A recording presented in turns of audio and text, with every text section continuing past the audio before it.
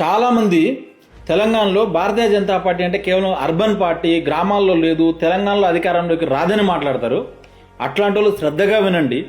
ఇలా తెలంగాణలో జరిగినటువంటి స్థానిక సంస్థల ఎన్నికల్లో సుమారు 700కు పైగా సర్పంచులు, వేల సంఖ్యలో వార్డు మెంబర్లు గెలిచారు. అండ్ ఇది మామూలు విజయం కాదు. ఎందుకంటే కాంగ్రెస్ పార్టీ, బీఆర్ఎస్ పార్టీల యొక్క ధనబలం ఒకవైపు, అధికార బలం ఒకవైపు. కానీ ఇలా భారతీయ జనతా పార్టీ బలపరిచినటువంటి కార్యకర్తల బలం కేవలం భావజాల బలం, దేశం కోసం, ధర్మం కోసం అనేటటువంటి ఒక నినాదం. ఆ నినాదంతో ఇలా వాళ్ళు ప్రజల్లోకి వెళ్ళి బరిగీసి కొట్లాడి భారతీయ జనతా పార్టీ జెండా ఎగరవేసారు.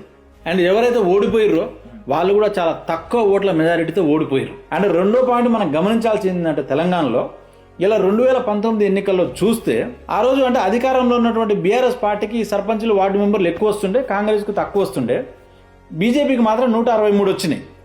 ఇవాళ చూస్తే అధికారంలో కాంగ్రెస్ ఉంది కాబట్టి కాంగ్రెస్కి ఎక్కువ, మళ్ళీ బీఆర్ఎస్కి ఇంకా తక్కువ వచ్చినాయి. కానీ చాలా ఇంపార్టెంట్ పాయింట్ ఏంటంటే బీజేపీకి మాత్రం పెరుగుతూ ఉంది. అర్థం చేసుకోవాల్సిన పాయింట్ ఏంటంటే 2019లో బీజేపీకి 163 ఉంటే ఇవాళ దగ్గర దగ్గర 700 ఉన్నాయంటే 300 రెట్లు భారతీయ జనతా పార్టీ గ్రామాల్లో పెరిగింది. నా పాయింట్ ఏంటంటే అధికారంతో సంబంధం లేకుండా ప్రజా ఆమోదం అనేది భారతీయ జనతా పార్టీకే ఉంది. భారతీయ జనతా పార్టీ రాష్ట్ర అధ్యక్షులు రామచంద్రన్న గారు వాళ్ళు పదవి బాధ్యతలు చేపట్టగానే జిల్లాల పర్యటనలు చేసి కార్యకర్తలను సమన్వయం చేసి ఎంతో కృషి చేశారు.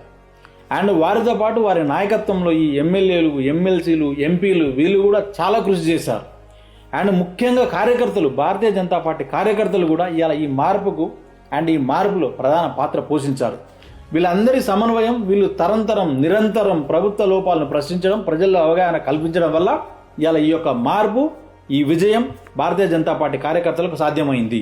సో చివరగా నేను చెప్పాల్సిన పాయింట్ ఏంటంటే వాళ్ళ యొక్క నాయకుల సంఖ్య ఎక్కువ ఉందని లేదా సర్పంచులో, వార్డు మెంబర్లో మనమేమి వెనక్కి తగ్గాల్సిన అవసరం లేదు. అయినా భారతీయ జనతా పార్టీ కార్యకర్తలు వెనక్కి తగ్గరు నాకు తెలుసు. ఒక పద్యం కూడా ఉంది కదా తెలుగులో, తలుకు బెలుకు రాళ్ళు తట్టెడేలా నిక్కమైన మంచి నీలం ఒకటి చాలని. ఇలా భారతీయ జనతా పార్టీ కార్యకర్తలు గెలిచిన వాళ్ళు, గెలుపుకి దగ్గరలో పోయి ఓడిన వాళ్ళు అందరూ కూడా నిక్కమైన మంచి నీలాలు. మనమేం వరి కావాల్సిన అవసరం లేదు. అది కౌరవ సేన, మనది పాండవ సేన. ఇలాగే మనం ఐకమత్యంగా ఉండాలి, ప్రభుత్వం పైన ఇట్లనే కొట్లాడాలి. రానున్న రోజుల్లో ఎంపీటీసీ, జెడ్పీటీసీ ఎలక్షన్స్ కూడా ఇంత ఐకమత్యంగా కొట్లాడి గెలవాలి. నేను చివరిగా చెప్పేది అంటే మనం బరిగీసి కాంగ్రెస్ తోటి, బీఆర్ఎస్ తోటి కొట్లాడాలి. బరాబర్ తెలంగాణలో భారతీయ జనతా పార్టీ జెండా ఎగరవేయాల్సింది. జై హింద్, జై శ్రీరామ్.